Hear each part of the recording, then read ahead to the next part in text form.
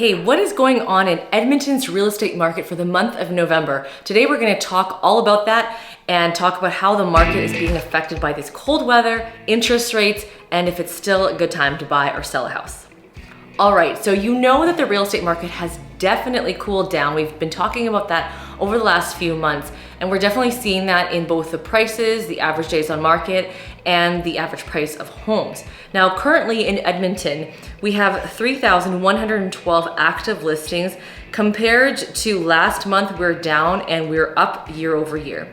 Now, we have had 493 sales in the month of November, which is down both month over month and year over year. It's quite significant in terms of how much sold last year compared to this year. Now, to interpret what that means, typically November is a quieter month, December is a quieter month. That's normal.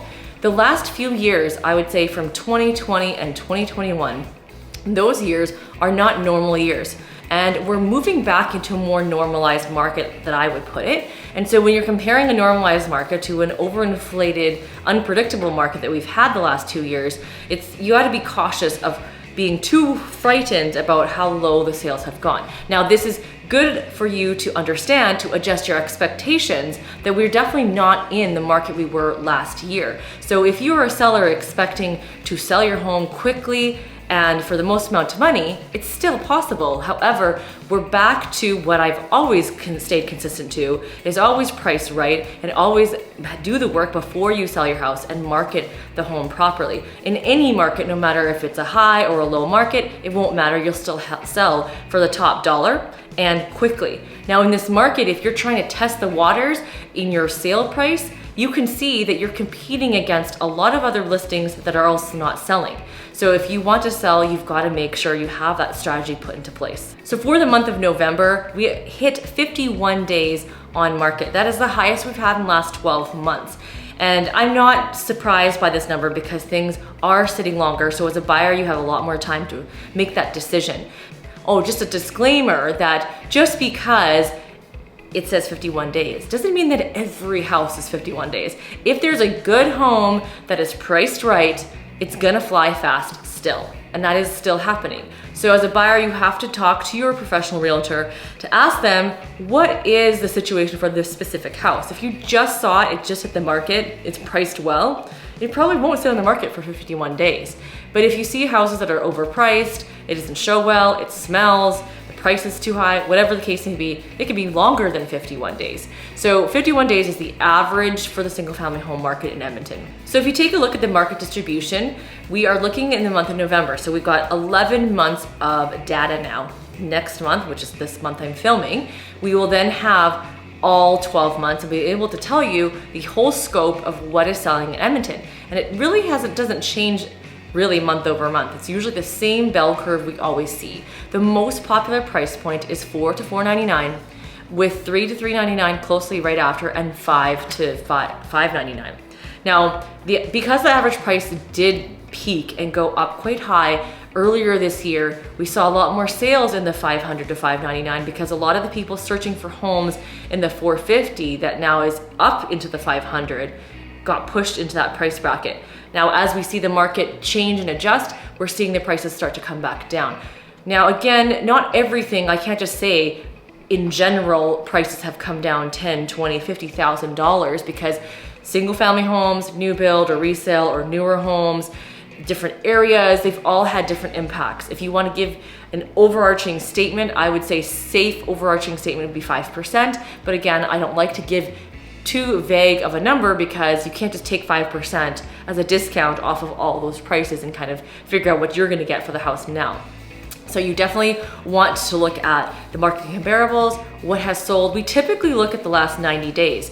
And in September, if you looked at the last 90 days, that's actually a really hard number to follow because those sold in the summer are very different than what sold in the fall. So not only do you want to look at sold, you want to look at what's expired, which comes off the market, didn't sell. So it could have come off the market because the price never worked and the seller didn't want to adjust the price anymore. It could be that no one found the listing. It could be that it was too high at the beginning, and now even with the adjusted price, that no one still found it because all the buyers have hidden away. Now you have to kind of take a look at the actives as well and the pending. Any properties that are pending, we can see them on our MLS system, so we can see, okay, this price point is what it was listed at. It may not be what it's sold for, but it's a good indication for us to know what's moving in the market, for you to price your home, and for you to even figure out, how am I going to know what house am I going to buy next? So your odds of selling in November was just over 15%, lower than it was last year at this time in November, but also it's just kind of consistent with even early fall. Now you will see that there was a little tiny spike in October, which is quite typical because people are just trying to get in and get a possession before Christmas. But you are going to see the numbers kind of stay in this range. I'm suspecting we're going to be within 1 to 5% of your odds of selling in the next 2 months. And then in February, March is when your odds of selling usually increase because there's more buyers out. Now with all the interest rate changes that have happened, how has that affected the market? Obviously it has affected the market.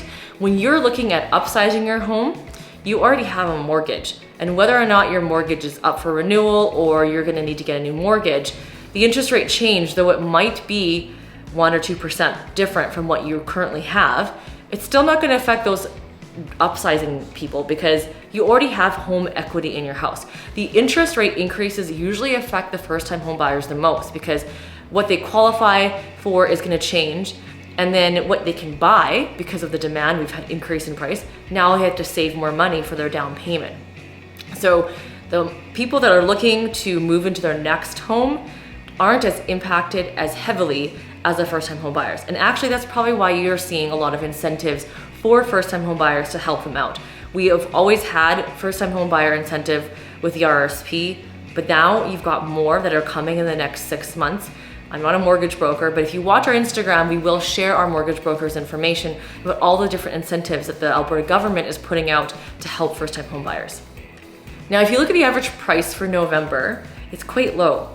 It's actually the lowest it's been. It's lower than it was last November, but it's actually very close to January's average price. It's only about $9,000 different from January. And January is probably, it was the lowest of it all. So if this is an indication of where our market is going, and if the market continues to drop, it may mean that the prices are going to continue to go down. Now, if you look at the February and March, you can see that there was a massive spike in February because the market did heat up quite a bit in February. I suspect that the increase isn't going to be 12% like it was this year. I suspect it will increase, but it's not going to jump like that. If it is going to jump like that, obviously that's the best time for you as a seller to put your house on the market. And if you let me know that you're thinking of selling, I can keep an eye on the market because that's what we did earlier this year. We knew a bunch of people wanted to sell in spring. When the market started to take a shift, we notified people immediately. I suspect that March is going to be the ideal time, like it typically is, March, April. And if you're really wanting to wait until spring, summer, don't wait too long because we saw the market shift earlier this year, and we saw the shifting already starting in May. Typically the shift starts in June. So if you look at the overall average price trend in the last 10 years, this past year is still quite high. We had hit over 500,000 for an average single family home price, but it's now readjusted itself back. For the month of November, it's 459, but if you look at overall the whole average price trend for the whole year, averaging everything out, we set at 494. Now, what is gonna happen for 2023? Everyone's suspecting horrible news because the US markets are in recession. Everyone's talking about recession. The market is slower, people are scared, and I'll tell you, the news is always gonna put out doom and gloom because that's what sells.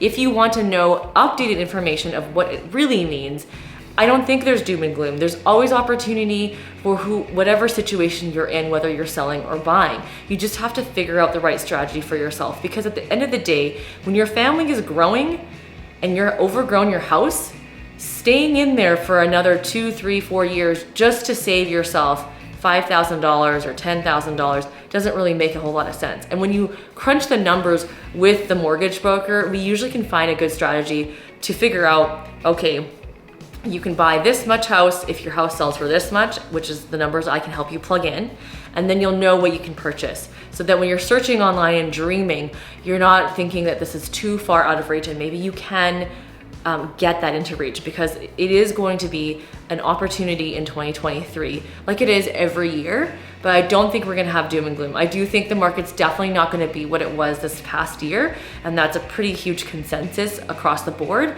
So we'll see, because nobody also predicted that this year was going to be the year that it was. Next month, we're gonna talk all about the year stats and what happened in the month of December. Talk to you then.